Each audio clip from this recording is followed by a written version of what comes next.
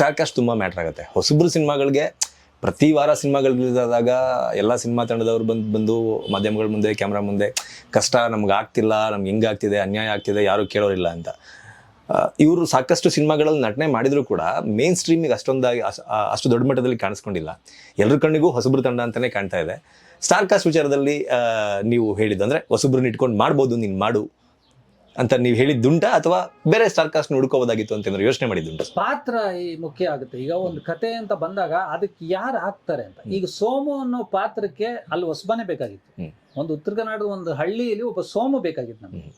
ಅಲ್ಲಿ ಒಬ್ಬ ಕಾಟೇರ ಬೇಕಿರಲಿಲ್ಲ.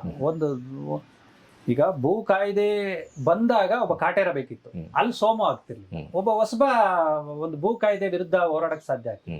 ಅದೇ ಅದೊಂದು ತೂಕ ಇರ್ಬೇಕು, ಅದೊಂದು ತೂಕ ಬೇಕು. ಅದೊಂದು ಕಾಯ್ದೆ ವಿರುದ್ಧ ಜಮೀನ್ದಾರ್ ನಿಂತ್ಕೊಂಡಾಗ ಅವ್ರ ವಿರುದ್ಧ ಸೆಣಸಾಡೋದಕ್ಕೆ ಕಾಟೇರನೇ ಬೇಕಾಗಿತ್ತು. ಬಟ್ ಸೋಮು ಸೌಂಡ್ ಇಂಜಿನಿಯರ್ ಅಂತ ಒಂದು ಚಿತ್ರಕ್ಕೆ ನಮ್ ದೊಡ್ಡವರು ಬೇಡ, ಅದಕ್ಕೊಬ್ಬ ಪುಟ್ಟ ಹುಡುಗ ಬೇಕಾಗಿತ್ತು ಸೋಮು ಅನ್ನೋ. ಸೊ ಅದಕ್ಕೆ ಹಂಗೆ ಇನ್ಸಲ್ಟ್ ಮಾಡಿದ್ದು. ಅದು ನಿರ್ದೇಶಕರ ವಿವೇಚನೆಗೆ ಬಿಡ್ತೀವಿ. ನಿನ್ಗೆ ಯಾರು ಸಿಗ್ತಾರೆ, ನಿನ್ಗೆ ಯಾರು ಆಗ್ತಾರೆ. ಶಿವಣ್ಣ ಅವರು ಆಫರ್ ಮಾಡಿದ್ರು ಸಲಗ ಆಡಿಯೋ ರಿಲೀಸ್ ಅಲ್ಲಿ. ಶಿವಣ್ಣ ಅವರು ನಾನು ಅಭಿಗೆ ಒಂದು ಸಿನಿಮಾ ಮಾಡ್ತೀನಿ ಅಂತ ಅವರು ಆಫರ್ ಕೊಟ್ಟಿದ್ರು. ದುನಿಯಾ ವಿಜಯ್ ಅವರಂತೂ ಕೇಳಿದ್ರು ಮಾಡಬಿ ನನಗೆ ಅಂತ. ಅದೇ ಅಣ್ಣ ಕತೆ ಹಿಂಗಿದೆ, ಕತೆಗೆ ಹೊಸಬ್ರು ಬೇಕು ಅಂತ ಎಲ್ಲರನ್ನು ಬಿಟ್ಟು Somu sound engineer. Okay okay okay. ಇನ್ನು ತಾರಾ ಬಳಗ ಅಂತ ಬಂದಾಗ ಆ ಹೀರೋ ಹೀರೋಯಿನ್ ಎಲ್ಲ ನೋಡಿದಾಗ ಸರ್ ಆಸ್ ಎ ಆಡಿಯನ್ ಆಗಿ ನಿಮ್ಗೆ ಏನು ಅನ್ಸುತ್ತೆ? ಅವರ ಪರ್ಫಾರ್ಮೆನ್ಸ್ ನೋಡಿದ್ರೆ ಏನು ಹೆಂಗೆ ಮಾಡಿದ್ರೆ ಅಂತ ಅನ್ಸುತ್ತೆ? ಆಡಿಯನ್ಸಿಗೆ ಅದ್ರ ಬಗ್ಗೆ ನೀವು ಹೇಳಿದ್ರೆ ನೀವೇನು ಹೇಳ್ಬೋದು? ನೋಡೋ ಆಡಿಯನ್ಸ್ಗೆ ನಮ್ಮ ಹುಡುಗ ಹುಡುಗಿ ಅಂತ ಅನಿಸ್ತದೆ. ಯಾವುದೋ ಬೇರೆ ಭಾಷಿಕರು ಹುಡುಗಿ ಅಲ್ಲ. ಈ ಹುಡುಗನೂ ಎಲ್ಲಿಂದನೋ ಬಂದವನಲ್ಲ. ಇಲ್ಲಿ ಕಷ್ಟಪಟ್ಟು ಸಿನಿಮಾದಲ್ಲಿ ಏನೋ ಸಾಧನೆ ಮಾಡಬೇಕು, ಒಂದು ನಟನಾಗಬೇಕು ಅಂತ ಹರಿಸ್ ಬಂದಂಥ ಹುಡುಗ. ಸೊ ಅವನಿಗೆ ಅದೃಷ್ಟವಶಾತ್ ಈ ಪಿಕ್ಚರಲ್ಲಿ ಅವಕಾಶ ಸಿಕ್ತು. ಅದನ್ನು ಅವನು ಎಷ್ಟು ಚೆನ್ನಾಗಿ ಕಷ್ಟಪಟ್ಟು ಮಾಡಿದ್ದಾನೆ. ಟ್ರೈಲರಲ್ಲಿ ಒಂದು ಓಡೋ ಸೀನ್ ಇದೆ, ಫಾಸ್ಟಾಗಿ ಓಡೋದು. ನೀವು ನಂಬಲ್ಲ, 10ರಿಂದ 12 ಕಿಲೋಮೀಟರ್ ಓಡಿದ್ದಾನೆ. ಊರಿ ಬಿಸಿಲಲ್ಲಿ 45 ಡಿಗ್ರಿ ಇದರಲ್ಲಿ ಆ ಕಪ್ಪು ಮಣ್ಣಲ್ಲಿ ಇಡೀ ದಿನ ಓಡಿದ್ದಾನೆ. ಅವನ್ನ ಅಟ್ಟಿಸ್ಕೊಂಡು ಹೋಗೋ ಹುಡುಗರಂತೂ ಸುಸ್ತಾಗ್ಬಿಟ್ರು. ಈ ತಮಾಷೆ ಅಲ್ಲ, ಬೆಳಿಗ್ಗೆಯಿಂದ ಸಾಯಂಕಾಲದವರೆಗೂ ಓಡೋ ಸೀನ್ನೇ ಚಿತ್ರೀಕರಣ ಮಾಡಿದ್ದು. ನಡೆಯೋಕೆ ಆಗಲ್ಲ. ಎಂಥ ಎನರ್ಜಿ ಇರೋರು ಡ್ರಾಪ್ ಆಗ್ಬಿಡ್ತಾರೆ. ಬಟ್ ಆ ಹುಡುಗನ ಹಸಿವು ಓಡಿಸ್ರು ಡೈರೆಕ್ಟ್ರು, ಹಿಂಗೆ ಓಡ್ದ ಕಡೆಗೆ. ಇವತ್ತು ಅಲ್ಟಿಮೇಟ್ ಆಗಿ ಟ್ರೈಲರಲ್ಲಿ ಆ ಭಾಗ ತುಂಬಾ ಇಷ್ಟ ಆಗುತ್ತೆ, ಹೆಂಗೆ ಚಿರತೆ ಥರ ಓಡ್ತಾನೆ ಅಂತ.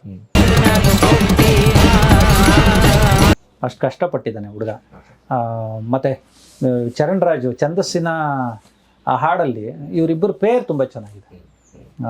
ಆ ಹುಡುಗಿ ಕೂಡ ನಾನೊಂದು ಟೀ ಅಂಗಡಿ ಹತ್ರ ಯಾರೋ ನಿರ್ದೇಶಕರು, ನಮ್ಮ ಆದಿ ಅಂತ ನಮ್ಮ ಪರಿಚಯದ ನಿರ್ದೇಶಕರು ಸಿನಿಮಾದಲ್ಲಿ ಮೊದಲು ನಟಿಸಿದ್ಲು. ಅದೇನೋ ಆ ಸಿನಿಮಾ ಯಾಕೋ ಯಾವುದೋ ಕಾರಣಗಳಿಂದ ಒಂದು ಕಂಪ್ಲೀಟ್ ಆಗಲಿಲ್ಲ, ಇನ್ನೂ ಶೆಡ್ಯೂಲ್ ಬಾಕಿ ಇತ್ತು. ಆವಾಗ ಹಿಂಗೆ ಮಾತಾಡ್ತಾ ಈ ಹುಡುಗಿ ಆಗ್ತಾಳ ನೋಡಿ ಅಂತ ಆಗಿದ್ದು. ಅದನ್ನು ಫೋಟೋ ನೋಡಿದ ತಕ್ಷಣ ನಾನು ವಾಟ್ಸಪ್ ಮಾಡಿ ಅಂದ್ಬಿಟ್ಟು ಅದನ್ನು ಇಮಿಡಿಯೇಟಾಗಿ ನಮ್ಮ ಅಭಿಗೆ ಕಳಿಸ್ದೆ, ನಮ್ಮ ನಿರ್ದೇಶಕರಿಗೆ. ಅಣ್ಣ ಆಗ್ಬೋದು, ನೀವು ಒಂದು ಸತಿ ಅವ್ರ ನಂಬರ್ ಏನಾದ್ರು ತೊಗೊಂಡ್ರೆ ನಾನು ಕರೆಸ್ತೀನಿ ಅಂತ. ಆ ನಂಬರ್ ಟ್ರಾನ್ಸ್ಫರ್ ಮಾಡಿದೆ. ಅವರು ಕರೆಸಿ ಒಂದೇ ಇದಕ್ಕೆ ಸೆಲೆಕ್ಟ್ ಆದವು. ನೋಡಿ ಎಷ್ಟು ಆಡಿಷನ್ಸ್ ಮಾಡ್ತೀವಿ, ಇನ್ನೆಲ್ಲಿಂದನೋ ಕರೆಸ್ಬೇಕು ಅನ್ಕೋತೀವಿ, ಇನ್ನೊಂದು ಕಡೆ ಹುಡ್ಕೊಂಡು ಹೋಗ್ತೀವಿ. ಬಟ್ ಆ ಹುಡುಗಿ ಋಣ ಟೀ ಅಂಗಡಿ ಹತ್ರ ಇತ್ತು, ಇವತ್ತು ಒಂದು ಹೀರೋಯಿನ್ ಆಗಿದೆ ಅಷ್ಟೇ. ಮತ್ತು ಇದರಲ್ಲಿ ಸೋಮು ಸೌಂಡ್ ಇಂಜಿನಿಯರಲ್ಲಿ ಆ ಗಂಜಿಹಾಳ ಹುನಗುಂದ ಅದೇನು ಗ್ರಾಮಗಳಲ್ಲಿ ಬೆಳಗ್ಗೆಯಿಂದ ಸಾಯಂಕಾಲದವರೆಗೂ ಶೂಟಿಂಗ್ ನೋಡೋಕ್ಕೆ ಅಂತ ಬಂದಿರ್ತಾರಲ್ಲ, ಸುಮಾರು ಅವ್ರುಗಳ ಹತ್ರನೇ ಆ್ಯಕ್ಟ್ ಮಾಡಿಸಿದ್ದೀವಿ. ಪಾಪ ಮಾಡಿದ್ರು, ತುಂಬ ಪ್ರೀತಿ ಕೊಟ್ಟರು.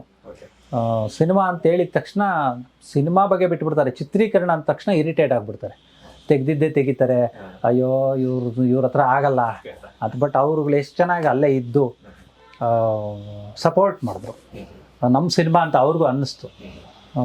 ಆ ಸಂತೋಷ ಅಂತೂ ಈ ಸಿನಿಮಾ ನೋಡಿದ್ರೆ ಅವ್ರಿಗೆ ತುಂಬಾ ದುಪ್ಪಟ್ಟಾಗುತ್ತೆ. ಇಲ್ಲ ನಾವು ಅಷ್ಟು ಸಪೋರ್ಟ್ ಮಾಡಿದ್ವಿ, ಅವರು ಅಷ್ಟು ಕಷ್ಟಪಟ್ಟರು, ಅದು ಕರೆಕ್ಟಾಗಿ ಜನ ನೋಡ್ತಾ ಇದ್ದಾರೆ ಅಂತಂದು ಆಗುತ್ತೆ.